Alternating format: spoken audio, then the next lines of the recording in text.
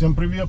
Haval H6 третьего поколения, 2 года автомобилю и 20 тысяч километров пробега. Точнее 19 974. ТО я уже сделал, второе.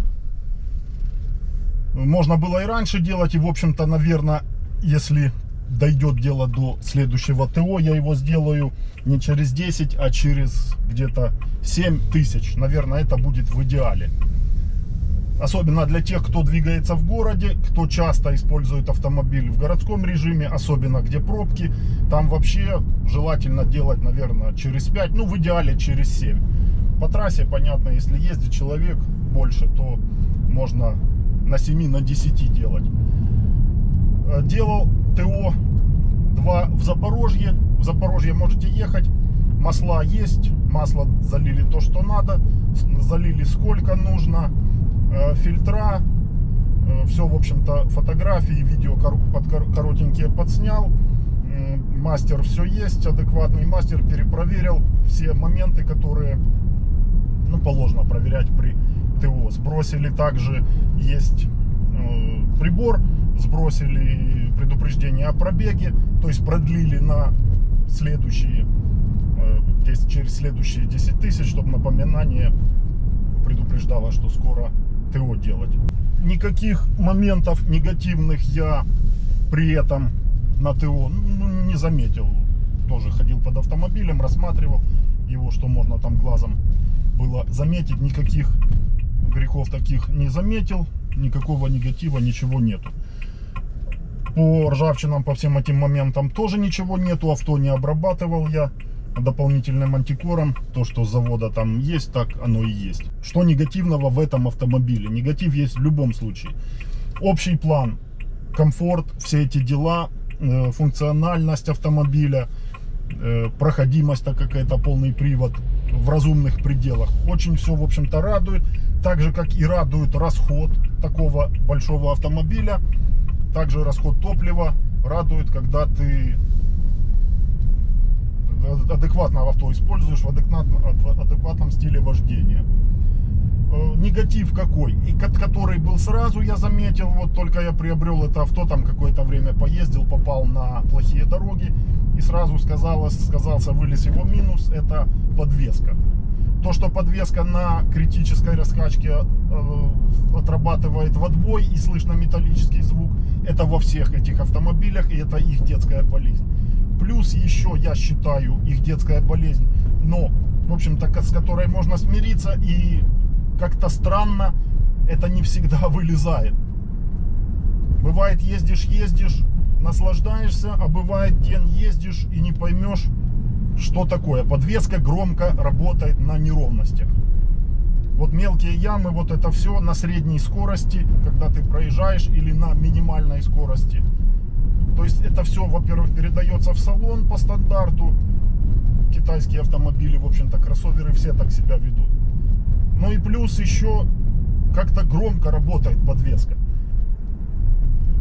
Вот непонятно почему, но такое есть. И что еще заметил, иногда подстукивает рейка рулевая. И это не в моем автомобиле, общался я с мастером, говорит, люди также жалуются на небольшой стук. Нужно иметь музыкальный слух или хотя бы какой-то опыт эксплуатации автомобиля, потому что неопытный водитель, будет ездить и не будет замечать это. Так как уже много лет за рулем, то я прислушиваюсь к этим всем мелочам. И да, слышно. Как определил, что рейка подстукивает, это мое мнение. И я прошу комментарий, советов также. Потому что знать все равно невозможно. Настройки рулевого управления. Режим ставлю легкий. Режим руля. Мультирежим, вот керма, легкий ставлю, и слышен этот стук, подстукивание на определенном покрытии. Ровное покрытие ничего, высокая скорость, мелкие ямы, вообще идеально проходит этот автомобиль. А вот какой-то режим скоростной, когда ты слышишь это. нормальный режим рулевого управления, среднее положение, ничего, ну, уже чуть меньше слышно. Такое впечатление, что куда-то уходит этот стук. Спорт — это где руль из всех этих трех положений самый жесткий. Практически нету стука. Иногда появляется, но основная часть его не слышно, но иногда появляется. И вот поэтому вот это поведение подвески в непонятном для меня состоянии. Нету конкретики определенной. Вот как есть автомобили, ну, наверное, ж есть такие с идеальными подвесками, скорее всего, это дорогие автомобили, Audi, Volkswagen, Mercedes, понятно, где подвеска работает отлично и к ней претензий нету ни на разном покрытии дорожном. В китайских кроссоверах такого нету, пока нету. Не знаю, будет или нет, но на тех автомобилях, в которых я ездил и о которых читал отзывы, то там у всех жалобы на какое-то неконкретное поведение автомобиля на дороге. А если и хорошо себя ведет на дороге, то значит неровности проезжает жестко, или же какие-то подстукивания иногда появляются. Вот это, наверное, один из таких минусов основных. Все остальное, в общем-то, ездишь и наслаждаешься автомобилем. К вопросу замены по гарантии, ну тут такой вопрос, знаете, чтобы не получилось хуже, чем сейчас. Знаете вы, что такое запчасти вообще? Запчасть, если рейка придет и она в запчасти отложилась, то нет гарантии, что эта рейка будет лучше, чем та, что стоит вот на автомобиле с завода. Второй момент, мастера. Проблема найти такого, чтобы заменил и опять же хуже не было. Ну, еще какие-то, наверное, есть негативные моменты. Напишите в комментариях.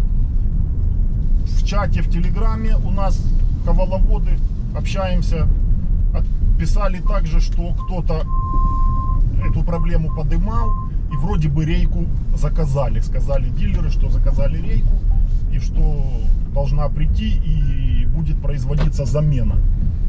Пока история умалчивает, что там далее произошло, но, как по мне, это пока не критично на 20 тысячах. Хотя вот поначалу, я не помню, не могу вспомнить, замечала я ли эту проблему, или она начала вылезать вот именно к 20 тысячам пробега.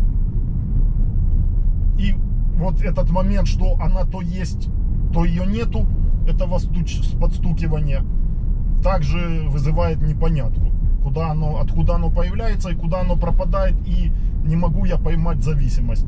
Или от погоды, или от чего оно происходит, я не знаю. Но вот одну зависимость я поймал, это вот именно этот момент, когда меняешь усилия на рулевом колесе. Однозначно общее впечатление пока об авто хорошее. Жалею, не жалею? Конечно, не жалею, что я прошлого поколения продал, это авто приобрел, приносит удовольствие. А далее буду следить и делиться с вами всеми моментами.